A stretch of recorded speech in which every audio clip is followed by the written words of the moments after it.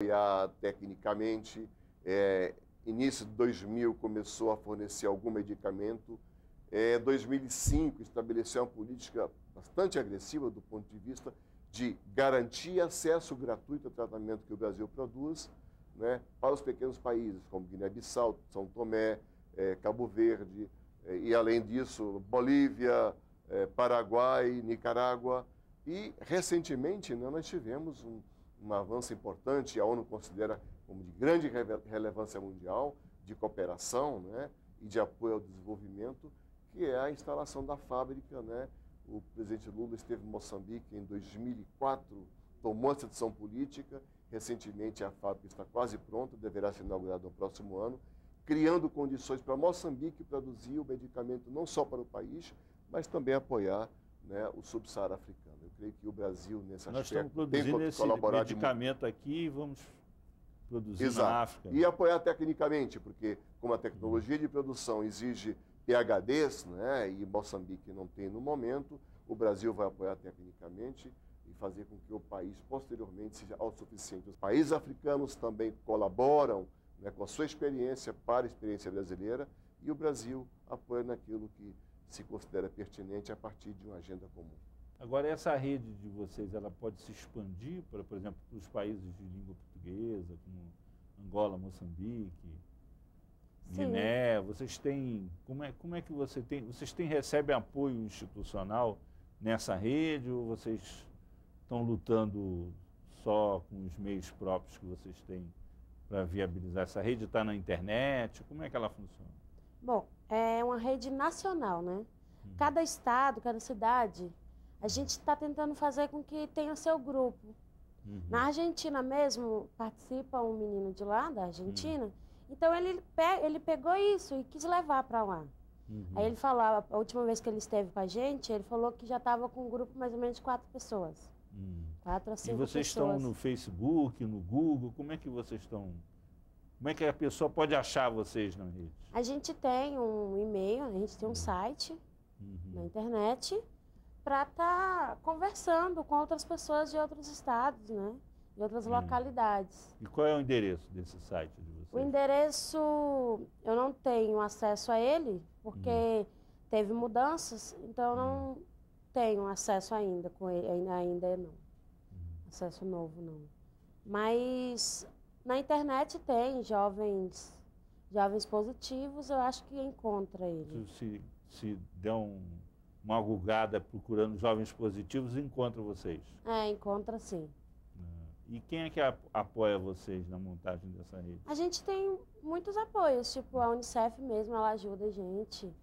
Tem gerências, então bem articuladas com esse pessoal.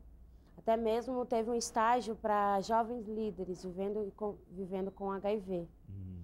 Trabalhando nas gerências, nos serviços. Foi um período de 11 meses e vinculado à PACT Brasil. Ela é uma ONG institucionada aos Estados Unidos, né? Aí ela deu essa oportunidade para a gente estar trabalhando, estar conhecendo um pouquinho da gerência, da STIs, como é, e tudo, como se é feito, transmitido da gerência para o serviço e do serviço para as ONGs. A gente teve cada experiência nesses processos, a gente teve uma experiência em cada etapa dessa. Foi muito importante. E a gente aprendeu bastante para estar ensinando, mostrando para os outros jovens. Marcelo, que tipo de suporte assim, o Ministério dá a essas entidades, essas organizações aí que funcionam quase que como uma organização de autoajuda, né? Porque eles se socorrem mutuamente. O que é feito? Socorrem, mobilizam a sociedade, né? A gente cai na mesma história do assunto da igreja, quer dizer, a resposta à AIDS é uma resposta que tem que ser da sociedade. Ela não pode ser de um programa, ela não pode ser de um governo, né? Ela tem que repercutir socialmente. E é impressionante o que o movimento social sempre conseguiu repercutir o tema AIDS no país e sempre conseguiu fazer muita coisa acontecer exatamente nesse momento que eles se articulam. Vocês vejam, agora tem um site, que eles já tinham um site, agora estão refazendo o site, e essa rede vai existindo. Nós temos, em relação aos jovens, eu acho que aos jovens vivendo com HIV/AIDS, eu acho que vale o destaque, porque é um movimento que vem tendo um grande desenvolvimento nos últimos anos, vem se estruturando cada vez mais, já mostraram que eles estão aqui, por que eles estão aqui e o que eles querem, né? Então, essa cara do jovem, eles conseguiram dar um movimento e tem sido muito interessante, né? Nós temos algumas parcerias, além da parceria com o PACT para o curso de Jovens Líderes, temos também a parceria com as Nações Unidas, principalmente representar ali no Unicef, a questão do Laço Sul-Sul, que é um acordo de cooperação que nós temos, inclusive com países africanos também, e agora temos um módulo que é o Laço Sul-Sul Jovem, né? Exatamente porque o jovem ele tem aparecido bastante nessa cena da AIDS, não só no Brasil, como fora. Agora, uma outra pergunta. O que está sendo feito aqui no Brasil em termos de pesquisa científica em busca de uma vacina contra a AIDS? A gente tem esforços nesse sentido aqui, próprios aqui na Fiocruz, por exemplo. O que está sendo feito? O que há de novo nessa área? Olha, na verdade, os estudos de vacina, não sei se o Pedro quiser complementar, mas os estudos de vacina, eles são, na verdade, hoje nós temos uma rede mundial que trata desse assunto, de pesquisas em vacina. E nós participamos, porque nós temos uma relação também com a pesquisa em AIDS, né? E dentro dessas relações de pesquisa, uma parte especificamente é com vacina. Então, nós participamos dessa rede de vacinas, né? Então, hoje, nós acabamos caindo nessa perspectiva, né? Uma perspectiva mesmo de um avanço, seja aqui ou fora, ainda é de longo prazo, né? Ainda não temos essa perspectiva, infelizmente, de encontrarmos aí uma vacina a curto prazo, né? E o Brasil também, ele faz parte dessa rede, né? Agora, é uma coisa que tem a ver, não é a mesma coisa, mas tem a ver. E essa questão da tuberculose? Porque hoje, por causa até dos tratamentos e tal, a tuberculose ela está aí, né? O sistema imunológico das pessoas é que impede que a tuberculose avance e tal. E a gente tem observado que esse problema está ressurgindo.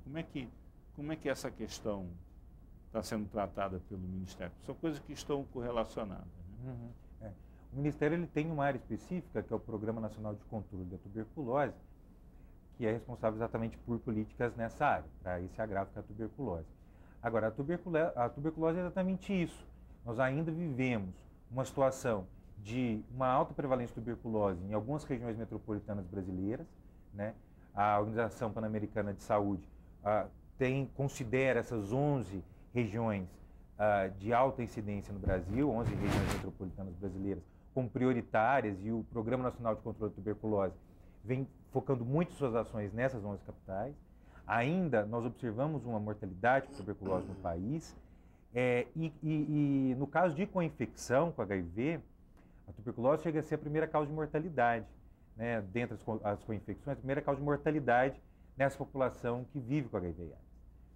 Então, a tuberculose está aí, ela não sumiu como muitas pessoas acreditam, né?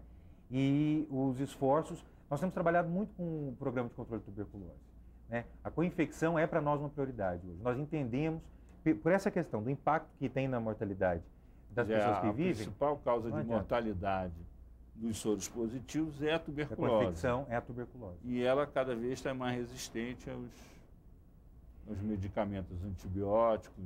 Existe a questão da multiresistência, mas não, a questão, ela hoje, ela passa mais, novamente, o que o Pedro tinha puxado naquela outra pergunta, pela questão política, pela decisão política de se controlar a tuberculose no Brasil e no mundo. Ela passa por aí. Nós temos medicamentos disponíveis, né? Nós temos protocolos que estão alinhados aos protocolos internacionais. Então, nós não teríamos por que não conseguir responder. A multiresistência, ela não pode servir de desculpa. Ela realmente é um agravante. Ela é uma complicação, né? Mas dar conta dessa doença, ela passa por essa decisão política e nós conseguimos controlar isso no Brasil. Isso, voltando um pouco à vacina, o quadro global não é promissor na realidade. O mundo hoje gasta menos de 1 bilhão, investe menos de 1 bilhão para vacina, né? E muito mais para medicamento. Quer dizer, a indústria farmacêutica privada está investindo, o que é bom, investe muito para medicamento, mas há uma negligência em relação à vacina. Será que é porque vai matar a galinha dos ovos de ouro? Né? Podemos pensar, pensando na questão do capital, acho que isso é válido tomar como referência, não tenha dúvida. 90% do investimento para a vacina é estatal, é o NIH, né? Governos europeus, ou seja, há necessidade realmente de ampliar esse leque. Não é? Tivemos um resultado recente da vacina que se esperava, uma candidata à vacina se esperava que fosse bastante promissor e não chegou a 40% de eficácia, e isso foi muito ruim, mas criou perspectiva de descobrir novos caminhos para a vacina. Agora, em relação à tuberculose, realmente é preocupante. É inadmissível no mundo hoje nós temos óbito por tuberculose, independente se é HIV ou não, porque tuberculose é uma doença tratável, curável, né? Sabida e conhecida. Eu trabalhei com tuberculose nos anos 80, com a terapia reduzida, né, de 6 meses, e curava paciente.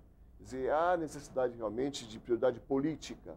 Né? E essa nesse história aspecto, da KPC, da superbactéria, que estão associando também a tuberculose e a HIV, o que tem a ver?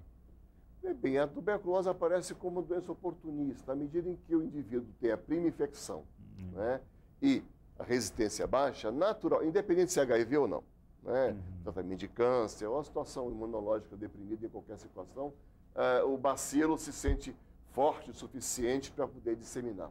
Né? Ou o indivíduo não tem a prima infecção, que é raríssimo no Brasil, porque o Brasil, né, praticamente todo adulto tem prima infecção, convive com o bacilo latente e aguardando um momento oportuno para disseminar.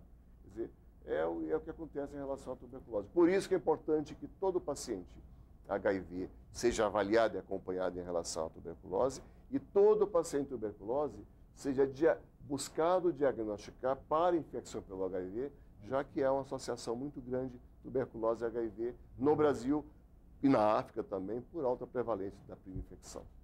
Olha, nós vamos encerrar o programa, nosso tempo acabou. Queria agradecer a participação do coordenador do Programa de AIDS das Nações Unidas, Pedro Schecker, do nosso infectologista e do Departamento de DST-AIDS do Ministério da Saúde, e, finalmente, a Nelma Borges de Lima, que eu pediria que encerrasse nosso programa com a mensagem para os jovens soropositivos e não soropositivos. Bom, para que ele se alertasse, né, e fizesse o máximo o uso do preservativo, porque o HIV ele não tem cara. Não é porque é magrinho, é feinho, tem o HIV. Às vezes um gordinho bonito pode ter o HIV. Então é isso, se alertar bastante. Muito obrigado. Nós queríamos só recordar que logo mais à meia-noite aqui na TV Brasil, nós vamos exibir o documentário Milagre de Lázaro, sobre a importância do tratamento de AIDS na Zâmbia, país da África que vive esse problema dramaticamente. Até a próxima quarta-feira. Muito obrigado pela audiência.